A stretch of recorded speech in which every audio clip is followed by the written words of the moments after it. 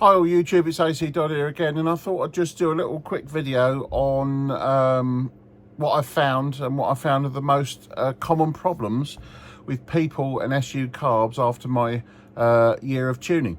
So the idea is to give you a bit of feedback so that you can set these things up a little bit better yourself, perhaps before calling me out, and save yourself some money in the process by not actually destroying your engine by running it too rich and things like that.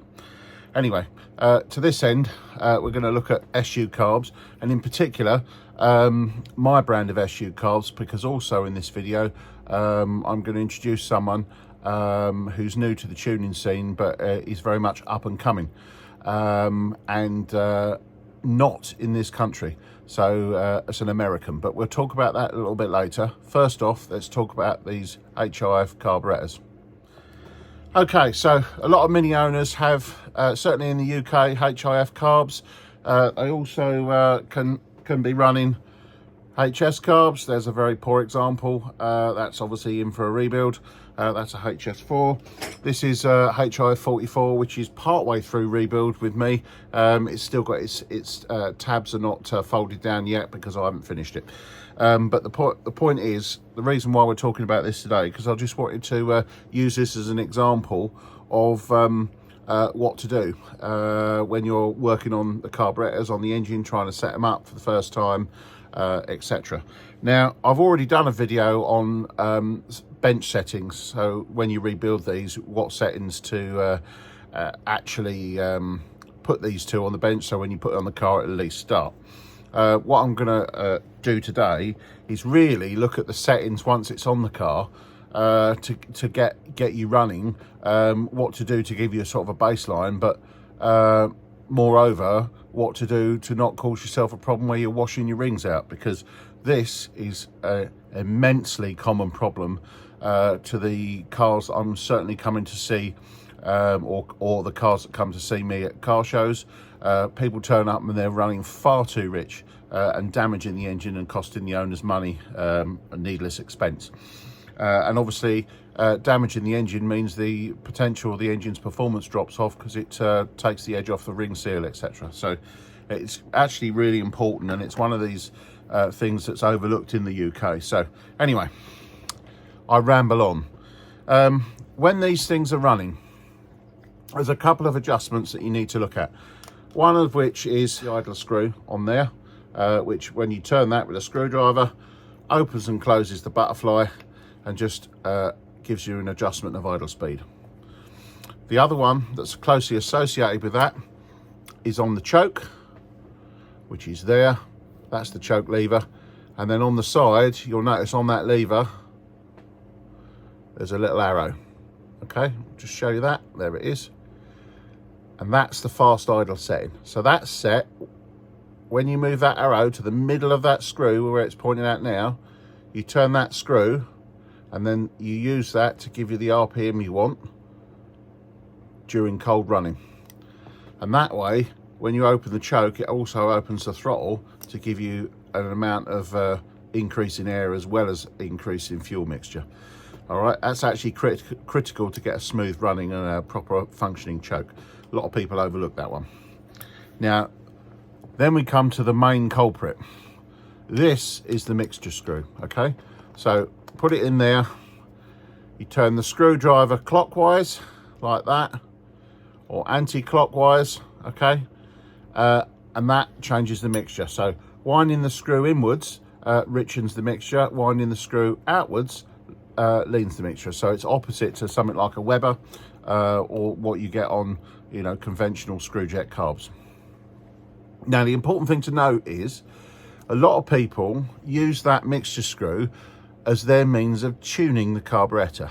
This is unfortunately not the way you tune an SU. What that is for setting the mixture at idle and idle only. So you set the mixture to give you your MOT pass in the UK, or your correct idle emissions, wherever you are in the world. And you set that so it's basically running as lean as you can with complete fast running at idle. And what I mean by that is, if you turn it any leaner, it'll misfire and the idle will drop, okay? So that is important, that you do not use that to make the car drive better once you've set the base setting.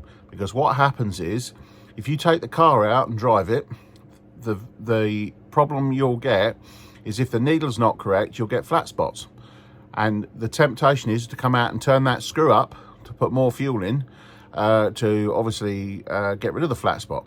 And what that does is, unfortunately, it may get rid of the flat spot, but when you come back to idle again, you'll be so rich, you'll be washing your bores and causing yourself unnecessary engine damage. So resist the temptation.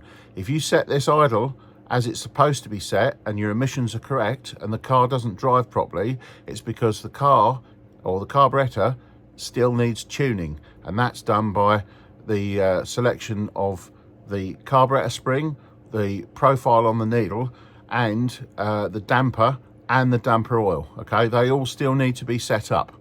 So don't use that mixture screw for adjusting to get rid of flat spots.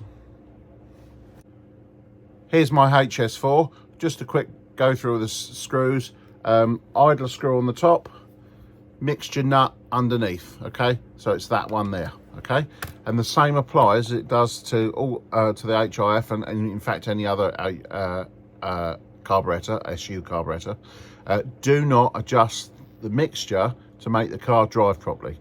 You adjust the mixture to get the idle setting correct, and then the carburetor itself needs adjusting in terms of the needle, the spring and the oil in order to make the car drive properly. Okay, so I can't stress enough that you don't fiddle with that mixture screw in order to get the car to run properly. If you want more proof, or if you want further information, get yourself a copy of the Genuine SU Owner's Workshop Manual, and if you look at page 39, it actually gives you the setting up graph. Okay, so if you look at that, it'll tell you exactly what I said, which is basically to set the mixture at the leanest, it runs at the fastest speed and the smoothest, consistent with the leanest setting. And that doesn't mean that once you've got that position, that's actually the final position. What that basically means is the carburetor is now ready for further tuning. Okay, and you shouldn't be in a position where you're causing your engine excessive damage. Some carburetors have also got a lifting pin, and on this one, if we can see under here, right where that screwdriver is pointing, there is the lifting pin. So that lifting pin is basically used as a tuning aid. Okay, and again, in that manual that I showed just a little while ago, it details the process to be used with a lifting pin. Now, in my experience of the lifting pin, it always leaves the mixture too rich. So in terms of using the lifting pin, my advice to you is to not use it, because it still leaves the mixture at idle too rich. So just use the process that I mentioned there about setting the mixture at the leanest setting, consistent with the smoothest running and the fastest idle speed, and then that gets you to a position where the car is obviously ready for further tuning. So moving on, good news for American owners, there's a new tuner on the block, and his name's Darren Haines, and he's based in Colorado. He contacted me a few months back and was interested in doing the carburetor training that I do, the tuning training. So he successfully completed the training course with me on how to set up SUs and working with ignition timing, etc., and dialing in A-series engines, and has now set about setting himself up for being an SU tuning guru in the USA.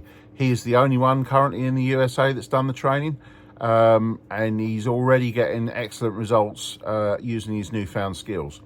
One of the other things that Darren has done since he's done that is he's ordered a number of carburetors from me. In fact, his first order was 7 rebuilt carburetors. I've shipped them over, and he started to use those. And in fact, he was so impressed that he asked if he could make a review video, which I obviously said yes. So we've put that together, and it's included in this this presentation. so that other people can learn what they're getting from an ACDodd rebuilt SU, rather than buying either a new one or buying somebody else's SU, because my carburetors have tweaks done to them which are not available on other people's carburetors or even new ones. So without further ado, I'll hand you over to Darren, and he can tell you what it's all about. Hi YouTube, my name is Darren, and I recently completed AC's tuning training and promptly ordered 7 rebuilt carburetors from him after realizing how critical the condition of the carburetors are to keeping your minis running smoothly. This is a review of 2 of these carburetors, and I'm going to point out the various details that make them superb to use. And if you're interested in keeping your Mini in top running condition, I highly recommend getting your carbs rebuilt by AC. The first obvious detail is that they are extremely clean. The dashboard tops have been polished. All of the cam action is smooth. The adjusters are extremely smooth to operate. He also provides a new needle in each carburetor. This one particularly has an AAE, and he provides a starting oil grade for dashboard oil. Now, that means that he's actually gone through the trouble of checking the response of the dashpot and the piston and how they operate. In particular with the HIF series, they have this, I don't know if you can see that, the LZX 1505 damper rod, and they're notoriously bad for their drop rates. Now, by comparison, I have a brand new one on the right, and the one on the left is the ACDodd. He's actually gone in and modified the valve here to provide the correct response for use on our cars. Additionally, he also goes in and reams the bodies and replaces the bushings to provide very tight tolerances on the throttle shafts. I'd like to point out some details that are different on this HS4. In particular, AC has moved the vacuum advance port from the manifold location to the ported location, which is important for minis because minis use ported vacuum to run their distributed vacuum advance modules. Also, this is the wax stat car, which a lot of times this linkage doesn't get set up correctly and the wax stat system hangs low or won't return properly against the adjuster nut. On this one you can see that it actually moves very smoothly and returns very nicely back to its adjusted position. I'd like to provide a short sub video showing the amount of play in these bushings.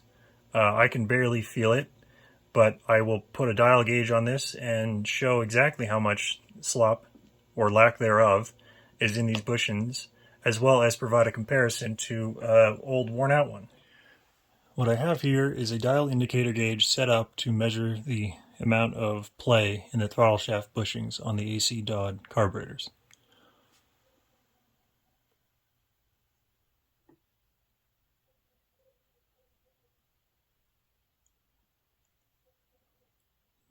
About a thou.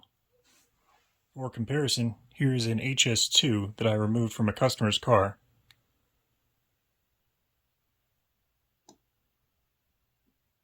Six thou on the bushings will provide terrible air leakage, and you'll never get the mixture right on these. I have also provided AC with a short video showing the running of one of these carbs on a mini pickup, and I think the results will speak for themselves, but the idle fluctuation was between 10 and 20 RPMs, with the mixture fluctuating approximately at 1.02 to 1.01 on the lambda scale, so approximately 1 to 2% variation in airflow. Well, I've replaced the distributor and the coil and the carburetor, and I just wanted to show how stable the idle is as well as the mixture. It's idling at just over 1,000 RPMs and 1.01 continuously. It bounces around to 0.98. If you're serious about tuning your Mini, get your carbs from AC.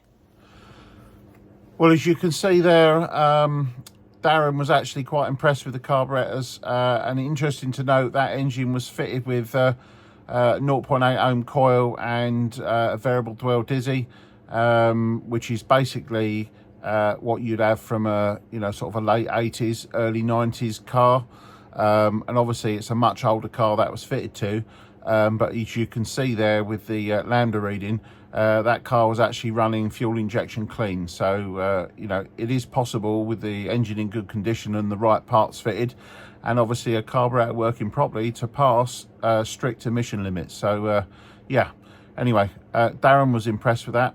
I was very happy for him to do that video. He felt he wanted to do that because of obviously the quality of the carbs, and he wanted to tell people about it, so I thank him very much for doing that. Just lastly to say, I think we're going to see more from Darren, because I believe he's got plans to set up a YouTube channel.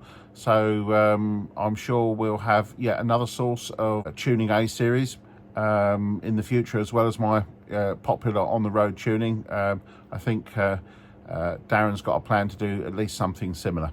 Anyway, as ever, hopefully you enjoyed that, and please like and subscribe, and I'll see you soon. Thank you very much.